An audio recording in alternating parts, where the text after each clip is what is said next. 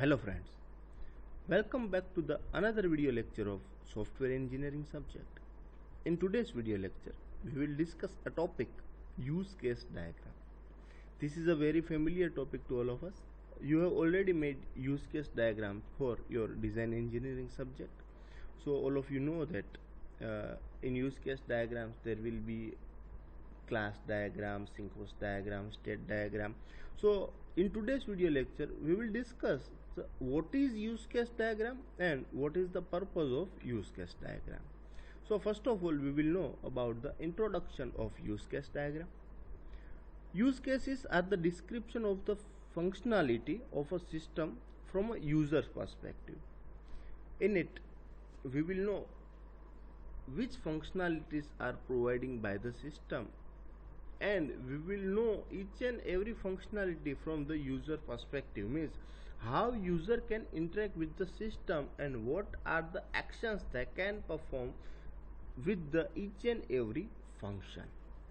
It depicts the behavior of the system as it appears to an outside user, describe the functionality and user, or we can say actors of the system, what functionalities will perform by a system and what are the users of that system. It shows the relation between actors that uses the system, the use cases they uses, and the relationship between different use cases. So this thing will be into the use case diagram that we will understand in deep in next slides. Document the scope of the system. Illustrate the developer's understanding of the user's requirement. It means user have given their requirements, and from that requirements developer will develop the use case diagram, and from that we can illustrate the how the developer understands the user's requirement. Use case diagram's purpose. Here we will have requirement documents, means what are the functionality user wants. From it we will make use cases. From the use cases we will have different diagram, means we can generate a class diagram, we can generate activity diagram, sequence diagram and state chart diagrams. So use case models are developed at different level of abstraction. It can be a system, it can be a system component, or it can be a class. Use case modeling is an iterative and incremental process. If user requirement change, the changes should be made in all the affected documents. So this thing is very important. With the every change, our use case diagram will change.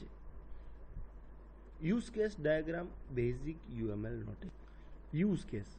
A use case is a description of a set of interactions between a user and the system.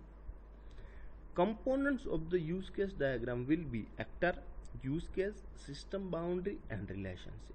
These four things will be the component of our use case diagram. In it, these two are the actors, these are the use cases, this is the system boundary, and this thing is our relationship. So this four thing is required for our use case diagram. Now we will discuss what are the components. First is actor.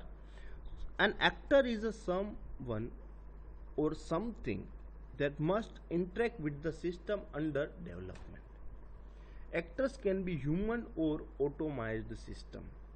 Actors are not part of the system. It means someone who interact with the system, they will be the actors.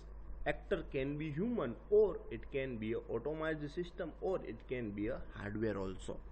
Okay, UML notation for actor is a stickman. This type of symbol we will use for the actor in our use case diagram. There will be two type of actors. First will be the primary actors and second will be the secondary actors. In primary actors, it acts on the system. It initiates an interaction with the system. They uses the system to fulfill his or her goal. Events something we don't have control over. In secondary actor, it is acted or invoked or used by the system. It helps the system to fulfill its goal, something the system uses to get its job done. Here, very thin difference between primary actor and secondary actor. Primary actor will be that uses the system, and secondary actor is that system uses them. So who will be the user of system? They will be known as a primary actor, and that actors will be used by the system. They will be the secondary actors. External hardware and other system. In external hardware, it is the hardware device, it is the part of an application and uses the system to fulfill his or her goal. In other system, is associated or invoked or used by the system, helps the system to fulfill its goal, and the system with which system interacts. So this is the external and other system. So it can also be the actors. Now use case. So what is use case? A use case is a pattern of behavior the system exhibits. The use cases are sequence of actions. This is the most important thing. What is the use case? So use cases are the sequence of actions that the user takes on a system to get particular target. If user wants to add a course, then a add course will known as a use case of your system. If user wants to log in into your system, then login will be the use case of your system.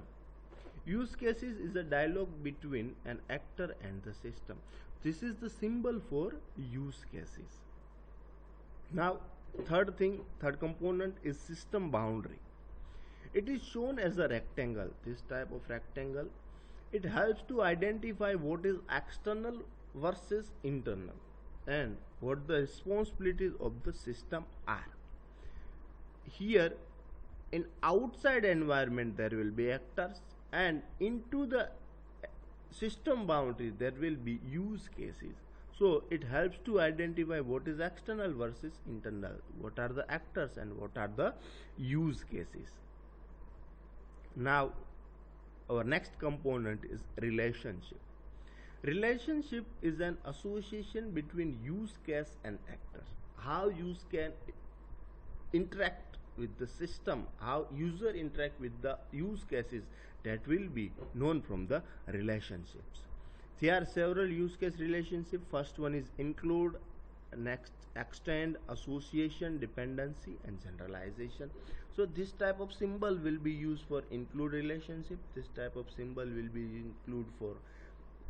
used for extend relationship. This is the association, this is the dependency, and this is the generalization.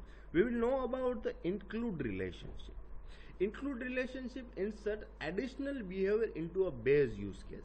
For example, if use case uses include, means if we have example of bank ATM transaction and customer authentication, so these two are the actions, these two are the use cases, not any actor involved in it. So if our one use case uses the other use cases, means for our bank ATM transaction our customer authentication is required. Without customer authentication, bank ATM transaction is not happening. So here from that use cases we have made a relationship like include. Next is extended relationship. The extended relationship is used to indicate the use case completely consists of the behavior of another use case at once or specific point. Use cases that extend the behavior of the other core use case enables to factor variant. For example, if we have two use cases. First use case is login, another use case is register new user.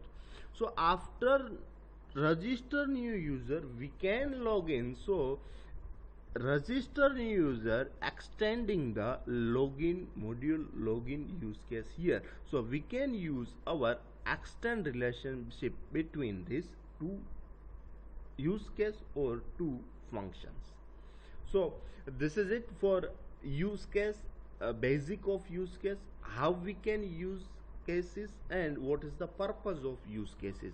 If you like this video, then like, comment and subscribe. Also share it with your friends. Thank you friends.